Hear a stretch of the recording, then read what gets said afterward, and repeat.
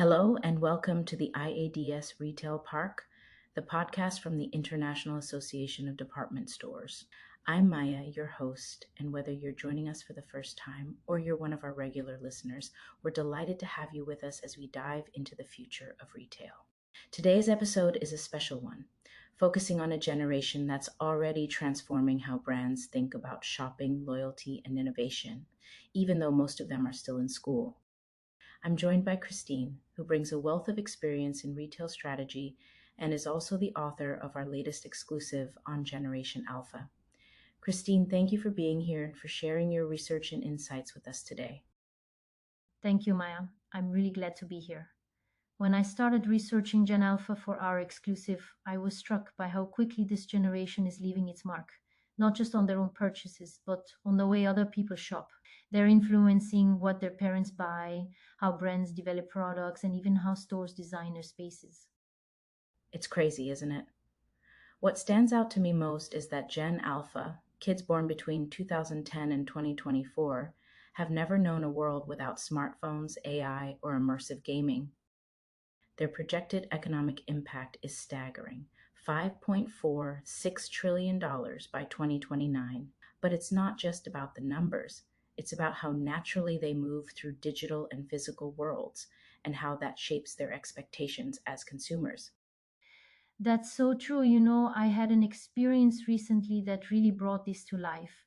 I was at a Sephora store and I saw a young girl, maybe 12 years old, showing her mother how to use an AR beauty tool. She was so comfortable with the technology, and her mom was clearly relying on her expertise. It made me realize that Gen Alpha isn't just passively absorbing trends, they're actively teaching and guiding their parents. That's such a cute example. Now, research shows that Gen Alpha already wields about $300 billion in spending power, mostly through influencing their parents' decisions. But what's really fascinating is how they're shaping family choices across so many categories, from tech gadgets to what foods end up in the shopping cart, and even which brands are considered cool enough for the household. And it's not just about products. Gen Alpha is changing the way families think about everything from sustainability to wellness. They're asking questions about where things come from, how they're made, and whether brands are living up to their promises. I've spoken to parents who say their kids are the ones pushing for more sustainable options or for brands that align with their values. That's a big shift. And speaking of shifts, one of the most surprising findings in your exclusive was that Gen Alpha now spends more time on gaming platforms than on social media, 5.2 hours a week on gaming versus 5.1 on social. That's a reversal from previous generations. It really is. Gaming is where they socialize, discover brands, and express themselves. Platforms like Roblox and Minecraft aren't just games, they're communities and creative spaces. Brands are starting to catch on. For example, Fenty Beauty launched a campaign on Roblox that actually led to real world product launches based on what kids liked in the virtual world. It's a whole new way of thinking about product development and brand engagement. And it's not just about digital spaces.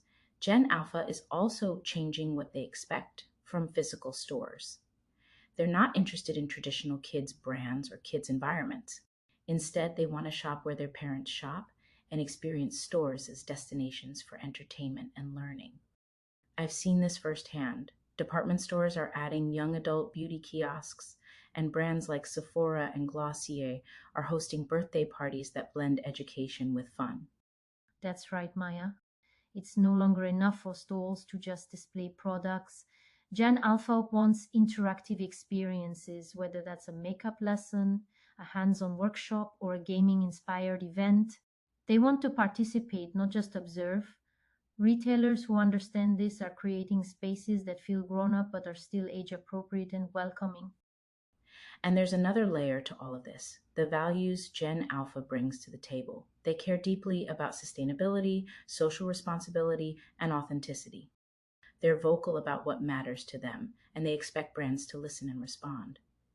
Do you think, Christine, that these values will translate into actual purchasing decisions as they get older? That's the big question, Maya. I think we're already seeing signs that Gen Alpha's values are influencing their family's choices. But as they gain more independence, brands will need to prove they're genuine. Gen Alpha can spot inauthentic marketing from a mile away. They want to see real action, whether that's eco friendly packaging, ethical sourcing, or meaningful community initiatives. It's a new level of scrutiny, that's for sure. Gen Alpha doesn't want to be marketed to, they want to be part of the story. They're used to being co creators, whether that's building worlds in Minecraft or giving feedback on social media. Retailers who invite them into the creative process will have a real advantage. Well, that's a great point. For retailers, this means rethinking everything from store design to digital engagement. Physical spaces need to be interactive and memorable. Gaming platforms are just as important as traditional social media for brand discovery. And sustainability can't be an afterthought. It has to be woven into the brand's DNA. And let's not forget the dual audience retailers are speaking to Gen Alpha and their parents. The traditional marketing funnel doesn't really apply anymore. Family influence and digital integration mean that brands have to connect with both generations in meaningful ways. Looking ahead, I think the biggest trend to watch is the continued blending of physical and digital retail. We'll see more experimentation with gaming inspired experiences, virtual products, and interactive store environments. But the key will be authenticity and real value. Gen Alpha won't engage with brands that feel fake or superficial. That's a great place to wrap up. Generation Alpha is already shaping the future of retail in ways we're just beginning to understand. Whether you're a retailer, a brand leader, or simply curious about what's next, now is the time to pay attention to this powerhouse generation. Well, thank you for joining us on the IADS Retail Park. We truly appreciate you spending time with us today. If you enjoyed this episode, please subscribe, share your thoughts, and follow us for more insights into the trends shaping the future of shopping. And if you'd like to dive deeper, you'll find the link to my exclusive on Generation Alpha's retail influence in the episode description, along with more research and trend reports. Thank you so much for joining us. Take care and see you next time. Connect with us on LinkedIn and subscribe to our Substack for the latest updates. And just to note, this podcast features AI cloned voices created with human oversight, and all content is carefully reviewed by experts to ensure accuracy and relevance. Thanks again for listening, and we look forward to welcoming you back next time as we continue to explore the ideas and innovations driving the world of retail forward. Goodbye for now.